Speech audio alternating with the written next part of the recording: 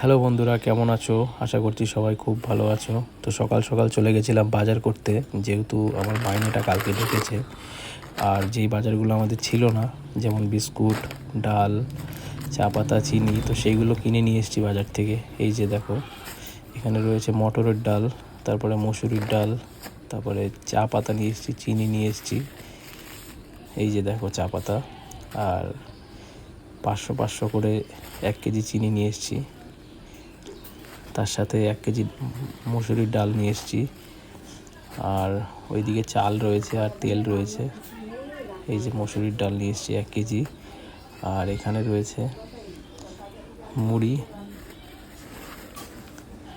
2 packet এনেছিলাম।